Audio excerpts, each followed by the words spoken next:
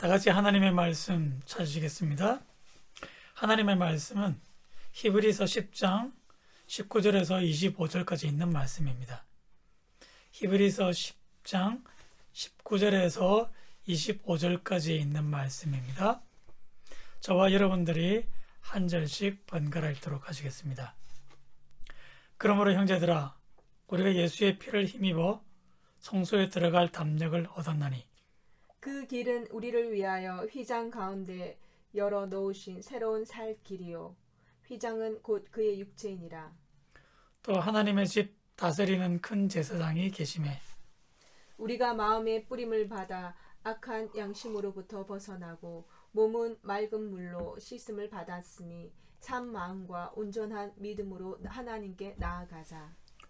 또 약속하신 이는 미쁘시니 우리가 믿는 도리의 소망을 움직이지 말며 굳게 잡고 서로 돌아보아 사랑과 선행을 격려하며 같이 읽습니다. 모이기를 피하는 어떤 사람들의 습관과 같이 하지 말고 오직 권하여 그날이 가까움을 볼수록 더욱 그리하자. 아멘. 먼저 교회 소식 말씀드리겠습니다.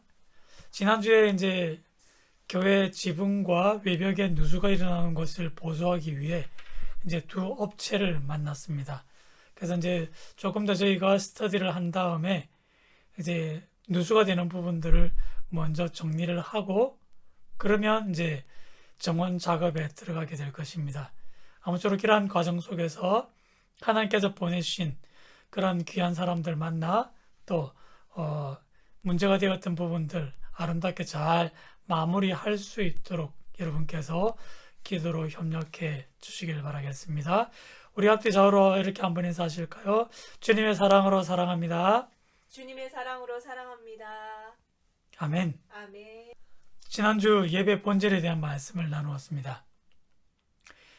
그리심 산입니까? 예루살렘입니까? 하고 예배 장소에 대하여 묻던 사마리아 여인에게 예수님은 예배 장소보다도 예배자가 먼저 준비되어야 된다 하는 예배 본질에 대하여 말씀을 주셨습니다. 하나님의 영이시니 예배하는 자가 영과 진리로 예배할지니라. 성령과 함께 성령께서 깨닫게 하시는 믿음을 가지고 하나님께 나아가는 것이 참 예배인 것을 우리가 강조했었습니다. 그래서 우리는 다시 한번 강조를 드리는 것입니다만 예배 장소, 예배 형식보다 우리가 먼저 예배자로 하나님 앞에서 준비되어져야 한다는 것입니다. 하나님은 항상 우리의 예배를 받으시기에 합당하시며 또한 예배받기에 준비가 되신 분입니다. 그러니까 우리가 문제라는 것이죠. 그런 측면에서 우리가 스스로 한번 이렇게 질문해 보아야 되지 않겠습니까? 나는 진정으로 준비된 예배자인가? 우리 가족들 돌아보시면서 이렇게 한번 격려하실까요?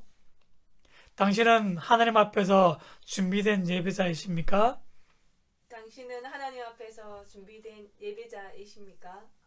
준비된 예배자 되시기를 축복합니다. 아멘. 예.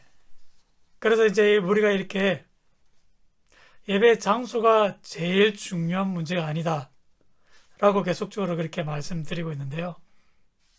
이런 말씀을 드리다 보면 또 그렇게 생각하시는 분들이 틀림없이 계실 줄로 압니다. 그러니까 우리가 1년 정도 온라인 예배를 드리다 보니 이제 이 예배 형식에 점점 더 익숙해지고 적응되어져 가지 않습니까? 오며 가며 시간 빼앗기지 않고 또 날씨가 춥거나 비가 오면 나가지 않아도 되니까 얼마나 우리가 편해지고 있습니까? 지금 우리가 만나서 함께 예배 드리는 것을 바라는 분들도 계시지만 그러나 또 한편으로는 지금 이렇게 예배 드리는 것이 너무 편하고 좋다라고 생각하시는 그런 분들도 틀림없이 계시지 않겠습니까? 아마 그런 분들에겐 이 말씀이 좋은 핑계거리가 될 수도 있을 것입니다. 그러니까 예배 장소가 중요한 것이 아니라 어디에서 드리든지 우리가 영과 진리로 예배 드리면 그만이지 않겠습니까? 네, 이대로가 좋다라고 하는 거죠. 그러나 여러분, 오늘 본문의 말씀을 보시기 바랍니다. 25절 말씀을 보시면 모이기를 피하는 어떤 사람들의 습관과 같이 하지 말고 그랬습니다. 성경은 모이라고 권면합니다. 이유가 무엇일까요? 지금까지 실컷 예배를 드리는 장소가 중요하지 않다. 그렇게 해놓고 다시 모이라고 하는 것을 보면 장소 이야기로 다시금 돌아가는 것입니까? 결코 그럴 수 없습니다. 우리가 모이는 것은 어디에 모여도 상관이 없다는 것입니다. 중요한 것은요, 모임 그 자체라고 하는 것이죠. 그런데 우리의 모임을 생각해 보면 예배를 위해 예비된 곳이 교회당 건물이기 때문에 우리는 예배와 교회당 건물을 따로 떼어서 생각하지 않고 자꾸 결부시키는 경향이 있죠. 그렇기는 하지만 그러나 교회 건물 자체가 특별한 곳이어서 그곳에만 하나님께서 임재하신다. 그런 말씀은 성경 어디에도 없습니다. 성경에서 모이기를 힘쓰라. 이 말씀은요, 모이는 장소에 초점을 두지 아니하고 모이는 사람과 사람들의 관계에 핵심이 있다는 것을 우리가 깨달을 수 있습니다. 정말로 그러한지 우리 한번 확인해 보도록 하실까요? 오늘 본문의 말씀의 구조를 보시면 우리 성경에는 그렇게 이제 번역이 안 되어 있긴 합니다만, 근데 원문을 찾아보면 우리가 이렇게 합시다, 뭐 합시다 하는 권유와 권면의 말씀으로 끝이 나고 있습니다. 자, 그래서 22절 말씀을 보시면 하나님께 나아가자, 하나님께 나아갑시다. 그리고 23절은요, 믿음을 굳게 잡읍시다. 24절은요, 서로 돌아보아 사랑과 선행을 격려합시다. 그리고 25절, 모이기에 힘을 씁시다. 이런 권면과 권유의 말씀으로 마무리되어집니다. 자, 그러니까 여러분 22절 말씀부터 25절 말씀까지 구절을 잘 한번 보십시오. 하나님께 나아갑시다 그랬는데 하나님께 나아가는 우리의 행위, 그것이 곧 예배라고 하는 것이죠. 그런데 그 예배 모임의 성격이 23절과 24절에 나와 있는데요. 그것은 예배라고 하는 것은 우리가 서로를 돌아보아 사랑과 선행을 격려하는 것. 그래서 그 모임을 통해서 우리가 하나님을 향한 믿음을 붙잡고 서로 사랑과 선행을 격려하는 일들이 우리의 예배 현장에서 일어나야만 한다라고 하는 것입니다.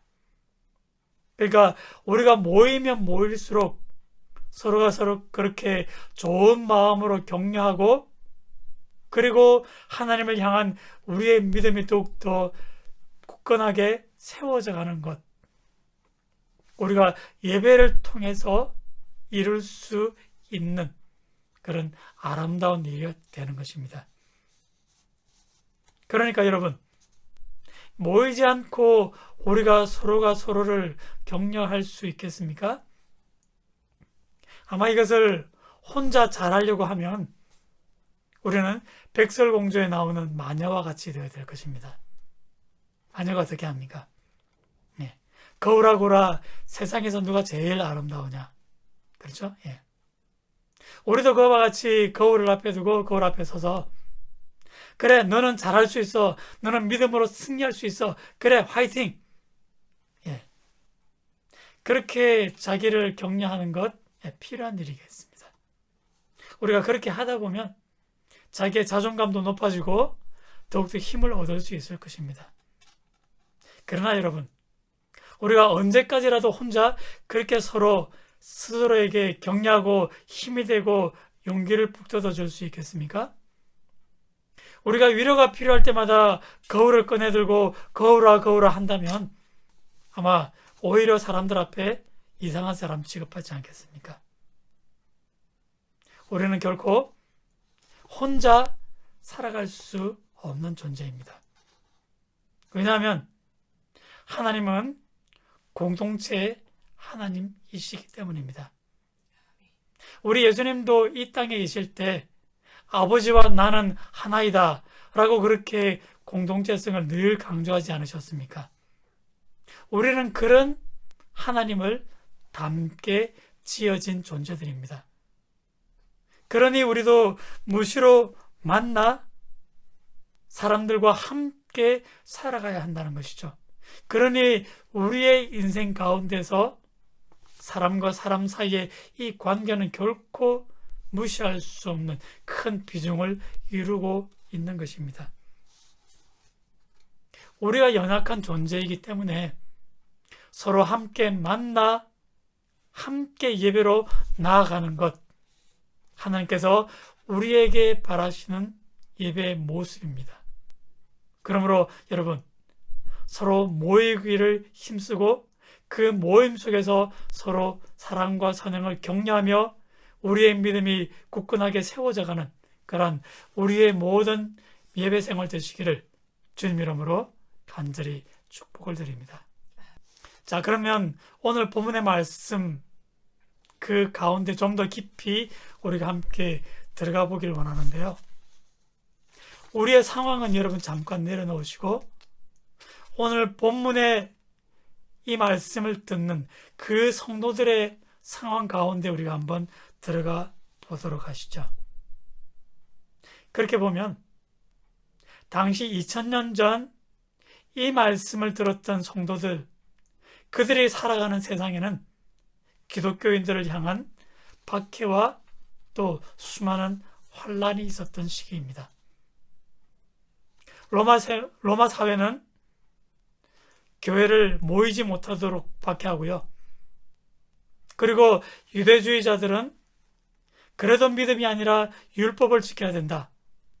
그렇게 하면서 성도들을 혼란에 빠뜨립니다. 그리고 이단 사상에 심취한 사람들은 거짓된 복음으로 자꾸만 교회를 미혹해가는 상황이라는 것이죠. 이런 전체의 상황들을 놓고 보시면 외부의 압력에 의해서, 외부의 환경에 의해서 너무나 쉽게 자기의 믿음을 저버릴 수 있는 그런 시대라고 말씀드릴 수 있을 것입니다. 그러니까 여러분, 그러한 성도들을 향하여 오늘 본문의 말씀이 모이기를 힘쓰라. 이것은 그저 우리가 생각하는 그런 차원에서의 말씀이 아니라고 하는 것입니다. 우리의 상황을 보면 모이기 귀찮으니까 모이기를 싫어하고요. 바쁜 일을 핑계하고 또 우리가 모이기를 미룰 수 있습니다. 그런데 그것을 단순히 그러한 장애물들을 넘어서는 차원이 아니라고 하는 것이죠. 모이기를 힘써서 또 늘 서로가 서로를 그렇게 사랑과 선행으로 격려하지 않으면 언제든지 믿음을 떠나갈 수 있는 그런 연약한 성도들의 상황이기 때문에 그 상황 속에서 늘 언제나 모이기를 힘쓰라고 예배로 강조하고 있는 오늘 본문의 말씀입니다. 그러면 그들의 삶 속에서 구체적으로 한번 여러분 이 말씀을 생각해 보십시오. 얼마나 모이기가 두렵겠습니까? 또 얼마나 그 모임 가운데 나오면 사람들의 눈치를 보아야만 하겠습니까? 우리가 앞서 예배 장소에 대한 논의를 해보았습니다만 지금 현재 이 히브리서의 말씀을 듣는 그 성도들의 모임 장소는요, 사실 다들 가정교회입니다. 한 사람이 믿음의 은혜를 받으면 비록 누추하지만 자기 가정을 열어서 그곳에서 소수의 사람들이 모임을 갖는 것이죠. 그러면 믿음의 사람들을 모아놓고 그곳에서 가정 예배가 드려지는 것입니다.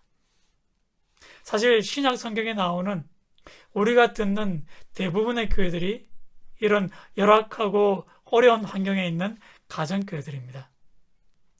그러나 현실은 이렇게 척박하지만 그럼에도 그들이 모일 때면 서로 믿음을 격려하고 서로 용기를 북돋아주고 사랑과 선행을 실천하도록 격려하는 모습 속에서 진정한 예배의 모습을 우리가 발견하게 되어지는 것이죠.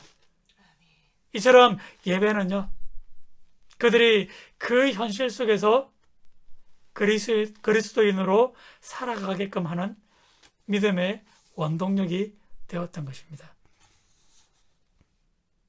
그러면 이제 우리의 상황들을 놓고 여러분 이 말씀들을 한번 생각해 보시죠. 오늘날 아마 우리 중에 교회 예배 나온다고 핍박을 받는 사람들은 글쎄 과연 얼마나 될까요? 물론 제가 예전에 어릴 때 이제 그 부인이 교회 나오면 이제 남편에게 매를 맞고 폭력을 행사하는 그런 성도님들이 몇 분 계셨던 걸로 기억을 합니다. 물론 지금도 그러한 핍박이 있을 수는 있을 것입니다. 그죠? 하지만 그러나 우리가 교회 나온다고 군인들이 잡아가고 우리의 모든 공직이 박탈당하고 사회적으로 그렇게 실질적인 억압을 당해야 하는 그런 공적인 핍박은 사라진 지 오래되지 않았습니까? 최소한 우리가 살아가는 이 민주주의 사회에서는 그런 것들을 경험하기 힘들 것입니다. 하지만 지금은 그러한 핍박이 사라졌다고 하지만 그러나 더 은밀하고 더 무서운 유혹이 우리 앞에 다가오고 있다는 사실을 우리가 깨달아야 됩니다. 마귀가 생각하기를 이제 마귀가 전략을 바꾸지 않습니까? 그렇게 성도들을 핍박했더니 박해를 당하면 당할수록 성도들이 더욱더 믿음으로 굳게 서가는 사람들이 있는 것을 보면서 이제는 그런 핍박이 아니라 은밀하게 우리에게 다가와서 자꾸만 현실과 타협하도록 성도들을 유혹하는 그런 세상이 되지 않았습니까? 예를 들면 주일에서도 쉬지 못하고 직장에서 일을 해야 하는 그런 일자리들이 점점 늘어갑니다.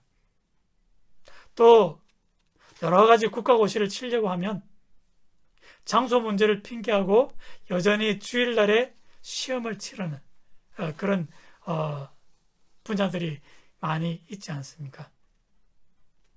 그러면 막상 그 환경에 처하면 여러분 그것이 얼마나 유혹이 되겠습니까? 오늘 하루 예배를 빼먹고 그것으로 가야 하지 않을까? 이런 현실적인 소리들이 우리의 마음속에서 울려 퍼질 수 있지 않겠습니까? 그러니까 이런 현실과만 자꾸 우리가 저울질하도록 마귀는 우리를 유혹한다라고 하는 것이죠. 그리고 또 한 가지 우리가 생각해 볼 수 있는 것은요. 우리 성도님들의 생각 속에서 예배를 주일 오전에 드리는 이 한 시간으로만 자꾸만 한정시켜 생각하도록 또한 마귀는 우리에게 자꾸만 영적인 혼란을 가중시킵니다. 그래, 오늘 한 시간 하나님께 예배를 드렸으니 나머지 모든 시간은 내 마음대로 쓸 수 있어. 그런 달콤한 유혹에 우리가 빠져들지 않습니까? 그러다 보니 우리의 삶과 우리의 예배가 자꾸만 따로따로 노는 그런 안타까운 현실들을 우리가 경험할 수밖에 없습니다. 그러니까 2000년 전 성도들에게는요, 두려움을 무기로 그들의 신앙을 저버리도록 유혹했다면 오늘날에는 어떻습니까? 자꾸만 이 편리한 세상 속에서 예배보다 더 우선순위가 있고 중요한 일이 있는 것처럼 우리에게 착각하도록 만드는 그런 마귀의 영적인 혼란스러움이 우리에게 자리 잡고 있지 않습니까? 그런데 우리가 잊지 말아야 될 것은요, 구원받은 하나님의 백성들이라고 하면 그 구원의 믿음을 붙들어주는 것이 바로 우리의 예배가 된다는 사실입니다. 예배를 통해서 하나님께서 우리에게 은혜를 베푸시고, 그런데 그 은혜를 우리가 붙잡지 않으면 우리가 살아가는 이 현실 속에서 자꾸만 우리의 믿음이 연약해질 수밖에 없습니다. 그러하기 때문에 우리의 믿음이 연약해지지 않도록 성도들이 서로 돌아보고 서로 사랑으로 격려할 수 있는 그 일들이 바로 우리의 예배 자리에서 일어나는 하나님의 또 다른 은혜입니다. 이것을 우리가 이해하고 깨닫는다면 여러분, 우리가 어떤 마음의 자세로 모이기를 힘을 써야 하겠습니까? 지금은 우리가 이제 팬데믹 사태라고 하는 불가항력적인 상황 속에서 우리의 모임들이 자꾸만 제한을 받고 있는 그런 현실이 되었습니다. 그렇기 때문에 우리는 더욱더 우리가 모이는 이 모임의 본질에 대해 우리가 생각지 않을 수 없는 것이죠. 우리가 대면하여 모이는 것, 우리 힘을 써야 합니다. 그런데 여러분, 우리가 그렇게 대면하여 모이는 것이 연로하신 우리 성도님들이나 또 육신의 질병을 갖고 있는 연약한 성도들에게는 오히려 위험이 될 수도 있을 것입니다. 그러니까 모든 사람들에게 이게 천편일률적으로 적용될 수 있는 말씀은 아니라고 하는 것이죠. 그러므로 우리가 물리적으로 모이는 것보다 더 중요한 것이 있는데, 그것은 우리 성도들 사이에 믿음으로 세워주고 격려하려고 하는 이 사랑의 관계가 계속 이어지고 있는가? 그런 서로에 대한 관심이 없다면 그저 수많은 군중 속에서 주일 1시간 물리적으로 모인들, 여러분, 얼마나 그 예배가 우리의 삶 속에 정말 영향력 있게 은혜로 다가올 수가 있겠습니까? 하나님은 결코 우리가 모이는 그 현장에서만 함께 하시는 것이 아니라 우리의 삶의 현장 24시간, 온 시간 동안 하나님은 우리와 함께 하시는 줄 믿습니다.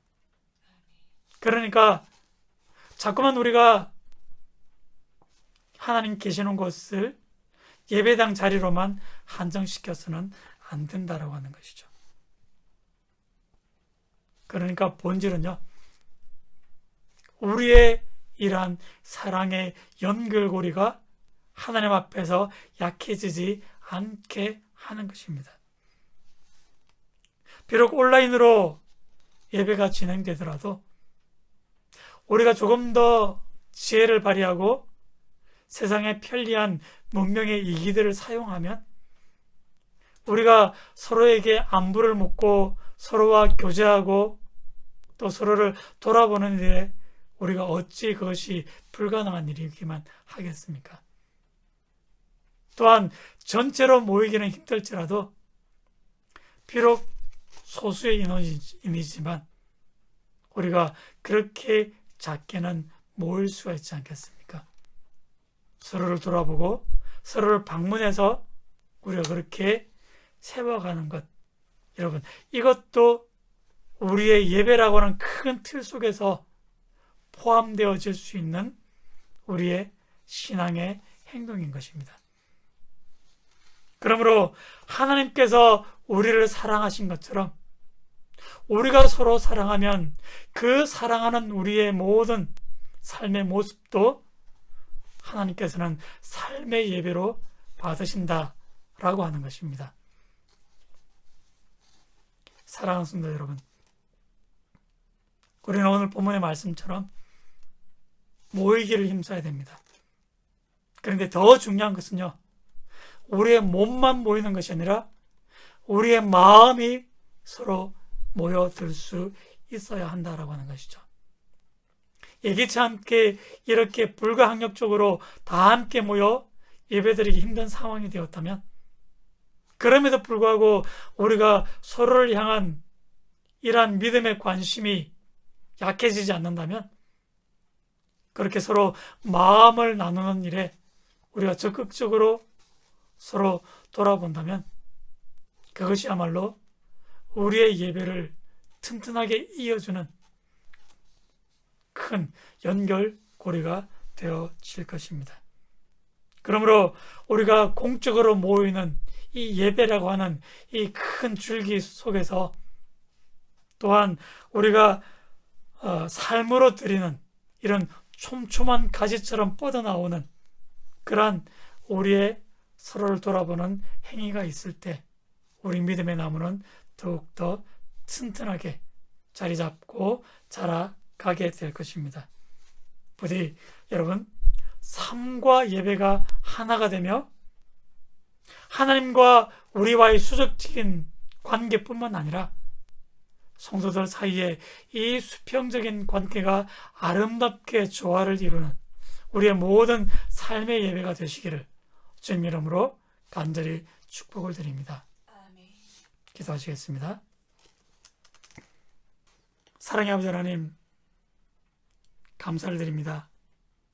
오늘 본문의 말씀을 통해서 우리에게 모이기를 힘쓰라고 권면을 주고 있습니다. 그럴 때 가장 중요한 것은 우리의 물리적인 모임보다도 그렇게 모일 때 우리의 마음이 서로 모이고, 그리고 그 모인 마음 속에서 우리가 사람과 사랑을 격려하며 그로 통해 하나님을 향한 믿음을 우리가 더욱더 붙잡게 되는 것이 바로 우리의 예배가 되는 것을 기억하게 하시고, 이것이 단지 주일 1시간 모이는 것으로 한정되어진 예배가 아니라 우리의 전 삶의 시간들이 삶으로 드려지는 예배가 되게 하시고, 그 속에서 우리가 더욱더 건강한 믿음의 예배 공동체를 이루어갈 수 있도록 하나님 은혜 위에 은혜를 다하여 주옵소서. 감사를 드렸고 모든 말씀 우리를 사랑하시는 예수님 이름으로 간절히 기도드리옵나이다.